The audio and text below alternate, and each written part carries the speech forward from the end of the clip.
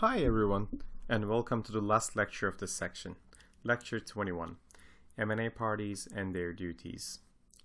We are now very familiar with the sell-side M&A process and know a lot about how an M&A deal is executed and what the responsibilities and tasks of a sell-side M&A analyst throughout the process are. In this lecture, instead of focusing on the flow of the deal, which we did in the previous lecture, we'll take a look at the bigger picture and learn about the duties and responsibilities of all other parties that are involved in a proper M&A transaction. Why I said other? Well, we covered the seller and the sell-side advisor throughout the entire section, so there is no need to bore you by going through the same stuff in detail again. So let's start and take a look at an M&A transaction from the point of view of the other involved parties. Here at the top left corner of the screen, you can see a chart showing all parties involved in an M&A deal. The arrows, the blue arrows, represent kind of a hierarchical order, although all these advisors below are hired and paid either by the seller or by the buyer. In the box at the right-hand corner here, we can see the duties of each of these parties summarized in a single sentence, just to give you a quick idea about who they are and what they do.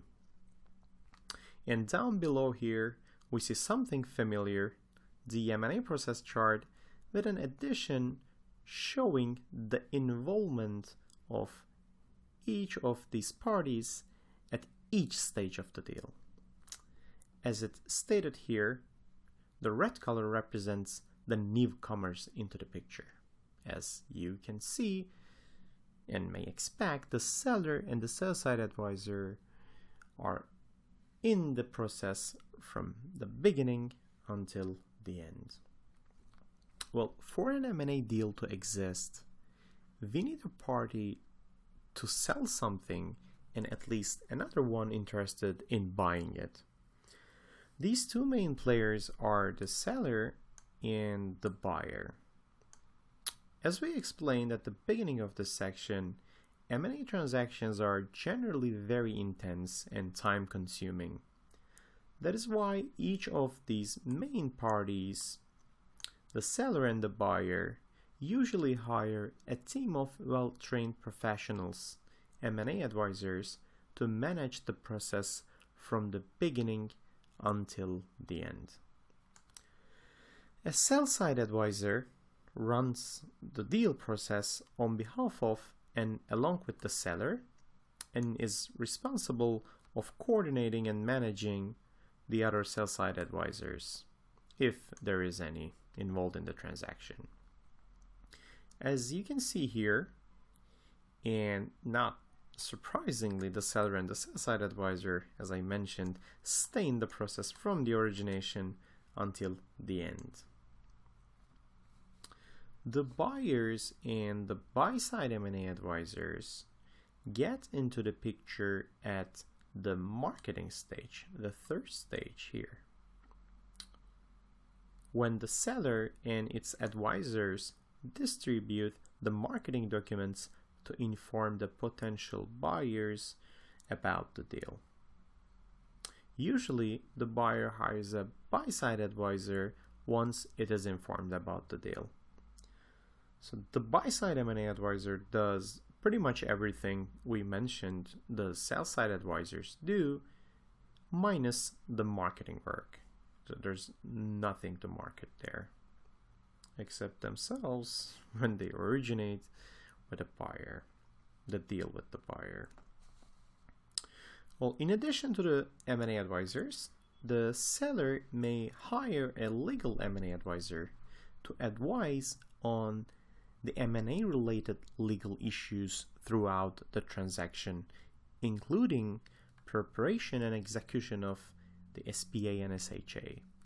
You may ask yourself, but the seller, considering that it's a well-established business, should have an army of lawyers under its payroll, right? Well, yes, but the seller's in-house legal counsel, meaning its own employees, are usually not very experienced in M&A transactions, which requires a totally different skill set and experience. So the sellers usually prefer to give M&A related issues to a third-party advisor specialized in this kind of transactions, while all other legal issues, including providing the due diligence requests and explaining the seller's important legal matters, to the in-house legal counsel. So if hired, the sell-side legal M&A advisor usually gets into the picture at the preparation stage. And the buyer, for exactly the same reason we have just mentioned, usually hire a buy-side legal M&A advisor. In addition to the jobs of the sell-side legal M&A advisor, the buy-side legal M&A advisor also runs the legal due diligence process. The aim here is to assess the risk of seller's business from a legal standpoint. At the end of the due diligence process, the buy-side legal M&A advisor issues a legal DD report with legal red flag issues, if there is any. The red flag issues are warnings that may impose a great risk to the buyer in case of an acquisition, successful acquisition. So for instance, the seller might have legal issues with unions or an important ongoing legal case that may affect its business activities in a really bad way. The buy-side legal advisor, as you can see here, gets into the picture at the due diligence stage. Now, we know what legal M&A advisors do and when they are involved in a transaction, but how does the legal M&A advisors are selected, hired on both sides? Well, it's pretty similar to the selection of M&A advisors. Usually, the M&A advisor, both sides actually, M&A advisors, prepare a list of law firms, the candidates, and get it approved by their clients. Then an auction is run among the listed legal M&A advisors, and one of them is picked by the client. So the selection decision is usually based on the quote for the job and the skills and experience of the law firm. However, if the client has good and long-lasting relationships with a legal M&A firm, he can just get them involved in the transaction directly. So no need for an auction. So what is next? The buy-side financial and tax advisor.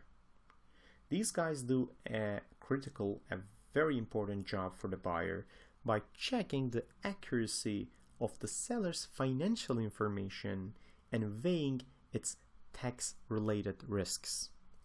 At the end of the due diligence process, the buy-side financial and tax advisors issue a financial and tax DD report with red flag issues, similar to the legal one, if there is any, of course. And these reports act as a guidance for the buyer in adjusting its valuation of the seller's business. For instance, a one-off item which previously was considered as a recurring income can be found in seller's financials. That leads the buyer to adjust its valuation of the seller and thus its binding offer downwards. The buy-side financial and tax advisors are hired for the purpose of due diligence, so they get into the picture at the DD stage, due diligence stage here. And lastly, the buy-side technical advisor. Technical advisors can be considered as industry experts. These firms usually have expertise in a niche area such as aviation, pharmaceuticals, biotechnology, port management, software development, cybersecurity, mining, petrochemicals, you name it. Technical advisor is responsible of assessing the conditions and accuracy of the seller's assets and business from a technical and a commercial point of view. Consider a private equity fund bidding for an oil exploration business, and the seller has some technical studies showing geothermal maps and other scientific evidence about its oil fields and claiming it has really rich reserves. Since you're a fund, you probably don't know about this stuff very well, so you look at those maps and say, oh yeah, so what we do now? You go and hire a technical advisor who can run a study on the findings and report back to you. Well, the buy-side technical advisor is also hired for the purpose of due diligence, and not surprisingly, it gets into the picture at the due diligence stage, the 5th stage. And that is all we will talk about the other parties involved in M&A transactions. Well, congratulations everyone. We have just completed Section 3, M&A process of Become an M&A Analyst, the Complete Skillset course. Please go through the lectures, especially the parts that confuses you over and over again. You will get more familiar with the process, and please don't forget to take the quiz questions of this lecture. By finishing this section, we are done with the theoretical part of the course, and we'll be covering mostly the technical and more practical issues, the real fun stuff. So I see you guys in Section 4, Excel for M&A Analysts.